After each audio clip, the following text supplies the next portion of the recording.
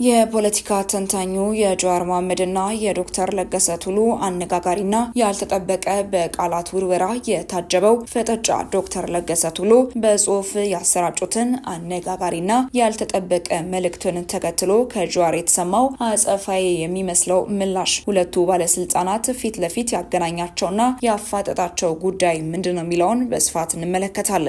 ለፋኖ የቀረበው ጥሪ ፋኖ በምላሹ ምን አለ? ለፋኖ ጥሪ ያቀረበው አካል ምንድነው? ፋኖስ ለጥሪው የሰጠው ምላሽስ የሚለውን በዝርዝር የምናስደምጣችሁናል። በሌላኛው መረጃችን ደግሞ አቶ ታዬ ደንዳ በፍርድ ቤት ምን ተባሉ? የመጨረሻ የተባለው ውሳኔስ ምንድነው የሚለውን በዝርዝር እንመለከታለን። የፌደራል ፖሊስ ሐሰተኛ ሴራ ሲል ያጋለጠው መረጃንም በዝርዝር ሰዓታችን በስፋት የምናስደምጣችሁናል። ሰላም ጤና ይስጥልን። በመላው ዓለማት የምትገኙ የዴ ታርጌት ኒውስ ቤተሰቦቻችን በያላችሁበት የዓለም ስፍራ ሁሉ ሰላማችሁ ይብዛልን እያልን እነሆ ለቻናላችን አዲስ ሆናችሁ ቻናላችንን ሰብስክራይብ በማድረግ ቤተሰብ እንድትሆኑን በተጨማሪም የደወል ምልክቱን በመንካት ዘላቂ ቤተሰብነትን ከኛ ጋር እንድትመሰርቱ እንዲሁም በየዕለቱ የምንለቃቸውን ቪዲዮዎችን ከወደዳችሁ ላይክ እና ሼር እንድታደርጉልን እየጠየቅን ወደ መረጃዎቹ እናመራለን። መልካም ቆይታ። ወደ አስቀደምንላችሁ መረጃችን ስናመራ የብሶት ፖለቲካ አራማጆች ሁሌም የሚያልሙት ከፍታ ለመጨበጥ እውቅናና ስልጣንን ለማግኘት ወይም የመረሳት በሽታቸውን በማከም ክብር ለመጎናጸፍ በሰዎች ላይ ብሶት እንዲኖርና ስሜት እንዲጋባ የሚያደርጉ ናቸው። የመንግስት ኮሚኒኬሽን ሚኒስተር ዶክተር ለገሰ ቱሉ ናቸው ይህንን ያሉት። እሺ እኛ አራገብ ነው ይባል ቀድሞኑ የህዝቡን ብሶት ማንፈጠረ ሲል ደግሞ አቶ ጀዋር መሐመድ ምላሽ የሚመስል መልእክትን አጋርቷል። ዶክተር ለገሰ ቱሉ በጽሁፍ ባሰራጩት መልእክትም እንዲህ ብለዋል። የብሶት ፖለቲካ አራማጆች ቁልፍ ፍላጎታቸው ከሐሳብ ይልቅ ስሜትን፣ ከምክንያታዊነት ይልቅ ብሶትን፣ ከዘላቂነት ይልቅም ወቅታዊ ጉዳዮች ወይም ደግሞ የአጭር ጊዜ ተስፋዎችን በመመገብና ተጽዕኖ በመፍጠር መንግስት በአጭር ጊዜ የጩኸት አውዶች እንዲጠመድ ማድረግ ነው። ለዚህ እንዲመች አጋጣሚና ክፍተቶችን ከሐሰት መረጃዎች ጋር አጣምረው ነጣጣይ የሆነ ድርሰት በማዘጋጀት የበዳይ ተበዳይ ፖለቲካ ትርክትን ያሰራጫሉ። የጤና ባለሙያዎች ጥያቄ መሰረት በማድረግ ሰሞኑን የሚደረገው መጋጋጥ የዚህ ሁነኛ መገለጫ ነው ሲሉ ዶክተር ለገሰ ቱሉ መንግስት ለጉዳዩ ትኩረት እንዳልሰጠው በማስመሰል ከሚያራግቡት ብሶትም ጎን ለጎን ወደ መፍትሄ የሚያመሩ እርምጃዎችን ሲወስዱም በእነሱ ጥረት ነገሮች እየተቀየሩ እንደሆነ አድርገው ራሳቸውን ያገኛሉ። ጎን ለጎን ስክነት እንዳይኖር ብሶትን ያጎላሉ። በዘላቂነት ህብረተሰቡን የሚጠቅሙ እድገትን የሚያፋጥኑ የልማት ፕሮግራሞችን በማንኳሰስ ያቀርባሉ። ራሳቸውን ሁሉን አዋቂ ብቸኛ ሐሳቢና ተቆርቋሪ በማድረግም ያቀርባሉ። እድሜ ልካቸውን ለስም የሚሆን ጠብ የሚል ነገር ሳይሰሩ በአንጻሩ ደግሞ በአጭር ጊዜ ለወዳጅም ሆነ ለጠላት ፈጽሞ የማይታበይ ለውጥ እያስመዘገቡ ያሉ መሪዎችን የችግሮች ሁሉ መንስኤ አድርገውም ይስላሉ። በቀረጹት እኩይና ነጣጣይ ትርክትም የህዝብ አገልጋይ መሪዎችን ከህብረተሰቡ ለመነጠልና ታማኝነት እንዲያጡ ሌት ተቀንም ይሰራሉ። ለዚሁ የአመጽ ሴራቸው በስርዓት ውስጥ ያሉ ሙሰኞችን፣ በብቃት ጉድለት ከኃላፊነት የተነሱ ሰዎችን፣ አኩራፊዎችንና የስልጣን ጥመኞችን ይጠቀማሉ። ህዝቡ ይህንን አስተላለፍና እውነት ጠንቅቆ ያውቀዋል። በየትኛውም አጋጣሚ የሚነሱ ጥያቄዎች በእነዚህ ሰዎች ሲቀነቀኑ ግባቸው ምን እንደሆነና የእነዚህ ወገኖች ጩኸት ምን ዓላማ እንዳለው ለማንም ግልጽ ነው። ከዚህ በፊትም በእነሱ እኩይ ቀስቃሽነት የጠፋውን ህይወት፣ የወደመውን ንብረት፣ በወንድማማቾች መካከል የተፈጠረውን ግጭት መቼም አይረሳም።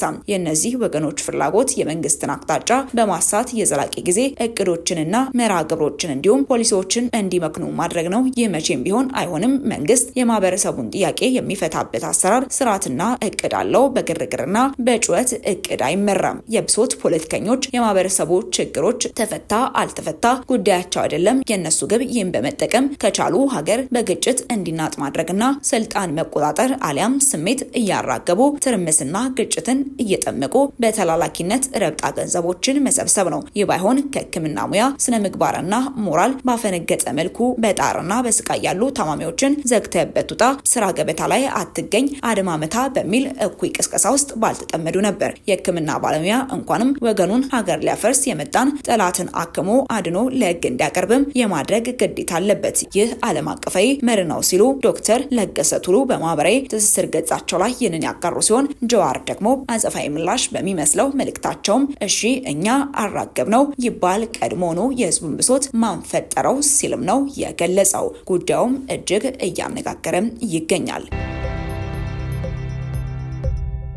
ወደ ቀጣይ መረጃችን ስናመራ ለፋኖ የተላለፈውን ጥሪ እንመለከታለን። ትጥቅ ትግል እንቅስቃሴ ውስጥ ለምትገኙ እህትና ወንድሞቻችን እንደሚታወቀው ህዝባችን መሸከም ከማይችለው በላይ የሰብአዊና የማህበራዊ ኢኮኖሚ ቀውስ ውስጥ እየማሰ ይገኛል። ስለሆነም በዚህ ወቅት የሰላም አማራጭን ተቀብሎ ክልሉን ከከፋ ቀውስ አዙሪት ማላቀቅ ለአማራ ህዝብ እጅግ የከበረ ዋጋ የማይተመንለት ስጦታ እንደ ማበርከት የሚቆጠር በመሆኑ ሁሉም የነፍጥ እንቅስቃሴ እያደረጉ ያሉ ቡድኖች ወደ ፖለቲካዊ ድርድር እንዲመጡ እናሳስባለን። በቅርቡ የሰላም አማራጮችን በመቀበላቸው ሊደርስ የሚችልን ተጨማሪ ቀውስ እንዲቀርም ያደረጉ የታጠቁ ኃይሎች ውሳኔን እያበረታታን ሌሎች ቡድኖችም ይመሰል አዎንታዊ ውሳኔዎችን በአፋጣኝ በማሳለፍም ከሐሳብና ቡድናዊ ቅንጅት አኳያ አስተማሪ ሆነና በዓለም አቀፍ ደረጃ ከፍ ባለ ተሞክሮነት ጭምር ሊዘከር የሚችል ስልጡን የሰላም ድርድር እንዲደረግ እንጠይቃለን ሲል የአማራ ብሔራዊ ንቅናቄ አብን በትላንትናው ዕለት ባወጣው መግለጫ ለፋኖ ጥሪውን አቅርቧል። ታዲያ ፋኖ በዚህ ጉዳይ ላይ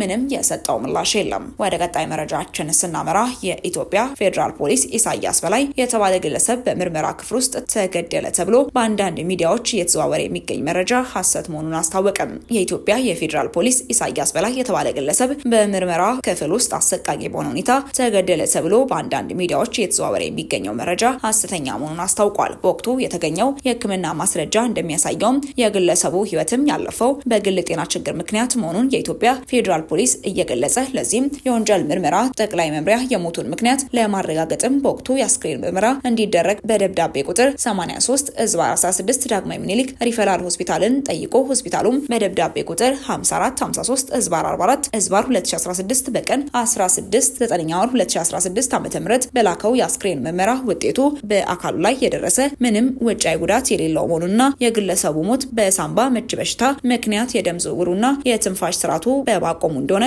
ለኢትዮጵያ ፌደራል ፖሊስ አረጋግጧል። የግለሰቡ አሟሟት እውነታው የሆነ ሳለ የፖሊስን መልካም ስም ለማጉደፍ በየትኛውም ቦታ ሆነው በዚህ መልኩ ሐሰተኛ መረጃን እየፈጠሩ በሚያሰራጩ የሚዲያ አካላት ላይ ህጋዊ እርምጃ እንደሚወስድም የኢትዮጵያ ፌደራል ፖሊስ ያሳስባል። በመጨረሻም የኢትዮጵያ ፌደራል ፖሊስ ወንጀል ምርመራ ከሪፎርሙ በፊት እንደነበረው ኃይል ተቀላቀለበት ምርመራ የሚያካሄድ ሳይሆን አሁን ላይ ዓለም በደረሰበት ቴክኖሎጂ እየታገዘ ዛሬም ወደፊትም ሰብአዊ መብትን የሚያከብርና ባሉ አድርጎ የሚቀጥል መሆኑን በዚህ አጋጣሚ ያረጋግጣል። የቀድሞ ሰላም ሚኒስተር አቶ ታዬ ደንዳ ተለዋጭ ቀጠሮ ተሰጣቸው። የቀድሞ ሰላም ሚኒስተር አቶ ታዬ ደንዳ የክስ መዝገብ በፌደራል ጠቅላይ ፍርድ ቤት ቢቀርብም በተመሳሳይ ምክንያት ለአራተኛ ጊዜ ተለዋጭ ቀጠሮ ተሰጥቷል። በዚህ መሰረት የተከሳሹ መዝገብ ለግንቦት 25 ቀን 2017 ዓ.ም ቀጠሮ እንደተሰጠው የአቶ ታዬ ደንዳ ጠበቃ አበራ ንጉሴ ለመረጃ ምንጫችን ተናግረዋል። አቶ ታዬ ደንዳ ከዚህ በፊት የፌደራል ከፍተኛ ፍርድ ቤት ልደታ ምድብ አንደኛ የህገ መንግስትና ህገ መንግስት ላይ የሚፈጸሙ ወንጀሎች ችሎት ከተከሰሱበት ከሶስቱ ክሶች መካከል በሁለቱ